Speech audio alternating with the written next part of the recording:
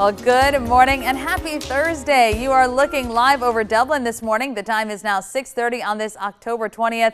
It looks like a great start to the day, but it is definitely a cold start to the day. I'm Caitlin Heck. Let's head on over to Alex for a look at your forecast. Hopefully it'll be warming up over the next couple hours. Yeah, Caitlin, the hope is for that. I think we're going to see it as we work our way into the 60s this afternoon, but this morning, you can't ignore the cold. 32 in Macon right now, 31 in Fort Valley and in Byron, 30 now in Perry. 32 there in Cochrane this morning. So in Macon, with this 32-degree temperature, we have tied our daily low record, and this also becomes the second earliest freeze on record. The earliest would have been on October 14th.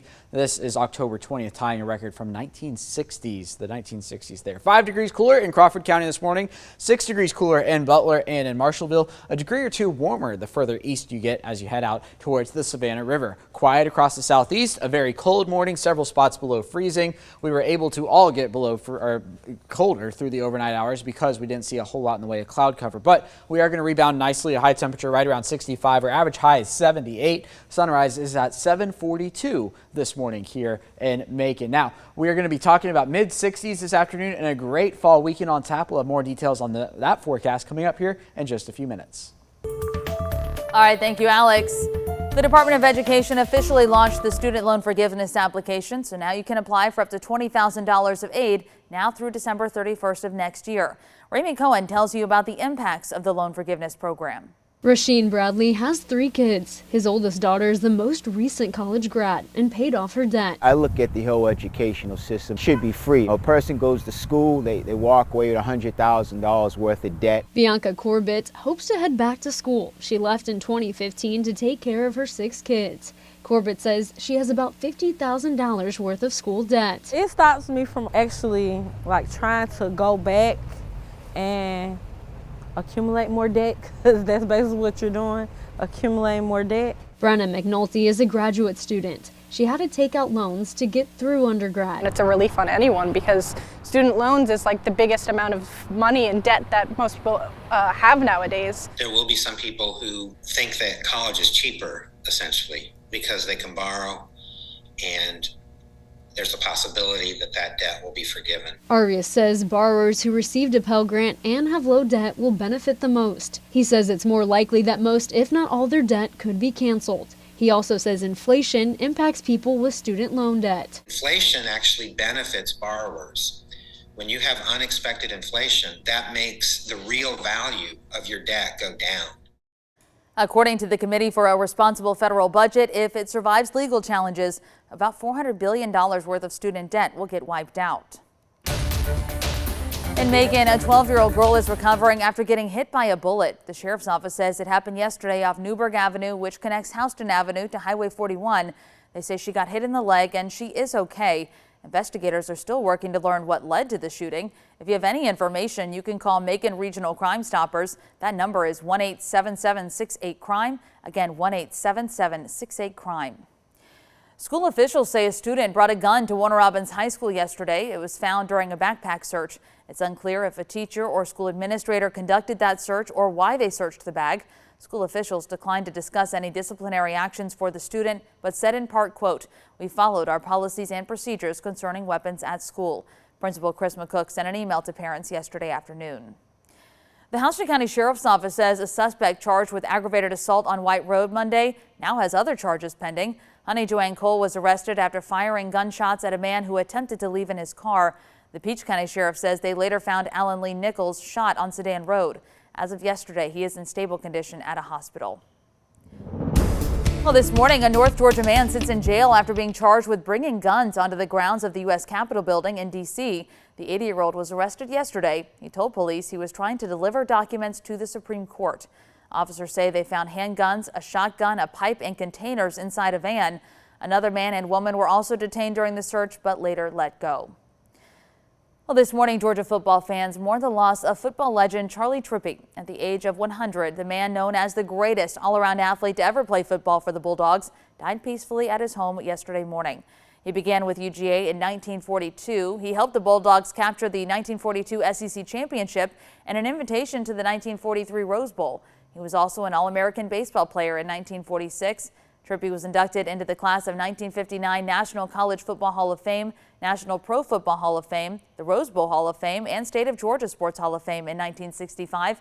He is one of the 4 UGA players to have his jersey retired.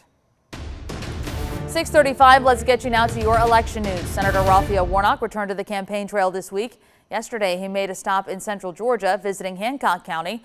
Warnock held a meet and greet with Sparta Mayor Alan Haywood, where they encouraged voters to get out and vote early. Warnock also hosted a rally in Atlanta called Latinos for Warnock with Hamilton creator and star Lin-Manuel Miranda. You hate to be the guy that quotes the lyric from the band, but history has its eyes on you. And we are looking at this election. And this reminds me of the multiracial, multi-ethnic, multi-religious coalition of conscience that stood up in Georgia in 2020 in the 21 runoff and saved the whole country. As he threw his support behind Warnock, Miranda pointed to lagging early voting rates from the Latino population and encouraged the audience to change that this year. Meanwhile, Warnock's challenger, Republican Herschel Walker, campaigned in Perry yesterday. I'm gonna tell y'all this here, vote for me. I'm gonna help us get to the promised land because that's how we're gonna get there. During Walker's stop yesterday, supporters held eviction notice signs saying Warnock would be booted November 8th. He addressed issues like gender identity, fentanyl being seized at the border, and low police morale. Right now, the left is campaigning. And they asked me why I'm decided to run. I decided to run because I'm sick and tired of people campaigning by lying to you and telling you this is the new normal. Walker's team would not allow the media to ask any questions, but they did allow supporters to take pictures with Walker. Another big state race we're following, the one for Georgia's next governor. Today, Governor Brian Kemp will show his support for Georgia law enforcement. He's attending the 9th annual Salute to the Georgia Sheriffs as a guest speaker.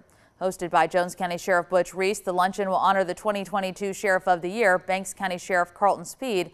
They'll also celebrate Georgia's other 158 sheriffs. Meanwhile, the governor's main competitor, Stacey Abrams, is on the road with her Let's Get It Done bus tour. The tour encourages people to go out and vote early. Yesterday, Abrams made stops in Gwinnett, Clark, and Rockdale counties. She has 6 more stops this week and a virtual campaign event with Oprah Winfrey. Next week, she'll host a rally in Milledgeville on Thursday, October 27th. We're taking a closer look at the race to represent Georgia's 8th congressional district in Congress. Republican Austin Scott currently holds that position. He is a husband and father to 3. Democrat Darius Butler hopes to change the longtime red district to blue. He's a 28-year-old Hawkinsville native who's currently a pastor in Warner Robins. We spoke with them yesterday about their #1 issues. Butler says he wants to create better infrastructure in rural Georgia, and Scott says he wants to protect Georgians' constitutional rights. We just had the infrastructure bill get passed not too long ago, and we've got to make sure that that money and those resources are allocated down here to the 8th Congressional District. So these roads, these bridges, they've got to get fixed. Our waterways have got to be updated. They very much believe in federal control of the healthcare system, federal control of the education system, federal control of all aspects of our life. I believe that we're a free country, we're free people, and we need to protect those freedoms. That's what the Constitution gives us. Both candidates agree they want to support Robins Air Force Base and Georgia farmers. Well, you'll be able to hear from candidates in Houston County races this week. 13 WMAZ is partnering with the Robins Regional Chamber to host a forum so you can hear from candidates about top issues. We'll hear from people in the race for Houston County Commission Post 2 and State House Districts 146 and 147. Our own Frank Malloy will moderate the forum. That's happening today at 5:30. You can stream the event live on 13WMAZ.com and our 13WMAZ app. And remember, our November 2022 election guide is live right now on 13WMAZ.com with all the information you need leading up to the election. We can also send that guide right to your phone. All you have to do is text the word VOTE to 478-752-1309. Again, text the word VOTE to the number on your screen, 478-752-1309. Well, today you can see some live entertainment, get some good food, and play some carnival games at Third Thursday. It's on Main Street in Sandersville from 5:30 to 8:30. They say they'll also have a pumpkin patch there for you to check out. The time is 6:40. There may be a pumpkin patch, but it's definitely feeling a lot more like Christmas time this morning. Yes, that's right. We were talking about temperatures below freezing in a few spots yesterday. A lot more areas below freezing this morning. And yesterday I was freezing up in Milledgeville. Of course, I was doing live weather there at the listening lab. And then after the fact, we went and visited Lakeview Primary School. We talked to the first graders there. We talked about the weather, hurricanes, tornadoes, and we enjoyed talking with them about the differences between watches and warnings as well. And here's the most impressive thing. At least a handful of them could find Baldwin County on a map, which is always very important as we're tracking any potential dangerous weather. All right, let's take a live look over downtown this morning. We've got temperatures at the freezing mark, 32 with the current number. This ties our record low for the day and the second earliest freeze on record. 34 right now in Warner Robins, 30 in Butler, 32 there in Montezuma, 30 in Eastman, and 34 waking up in Johnson County this morning. The satellite and radar picture, no clouds on it. That allowed the temperatures to fall through the overnight hours fairly quickly. It's also going to allow us to warm up very quickly as we get into the afternoon hours. Below freezing in Columbus, Mississippi this morning, 31 there in Montgomery. How about Florida? We got 30s in Florida in October as well. So yes, a very cold morning thanks entirely to that cold front that worked its way through here a few days ago. So we've got a handful of clouds out there that will dissipate as we roll into the afternoon hour. Temperatures into the 60s for an afternoon high. And then for tomorrow morning, back down into the 30s, but not quite as cold tomorrow morning as we are this morning here in central Georgia. And that's going to be the trend each morning and each afternoon, warmer than the previous morning and previous afternoon by 5 to 6 degrees. By the time we get on into Saturday, back into the 70s here in central Georgia. Then it is smooth sailing through the weekend on into Monday. Our next front begins to take shape. You can see it back out there into Arkansas and the Ozarks, beginning to work its way across the Mississippi River there. Now notice the discrepancy here, not only on the rainfall, but also on the timing between the Euro and the GFS. The Euro has the rain falling apart, working its way through here Tuesday afternoon and evening. The GFS wanting to bring front a little more north to south elongated through here Wednesday afternoon, but then the Euro developing a cutoff low and trying to pull that up north, which the models are notorious for handling horrendously. So let's watch the details on that.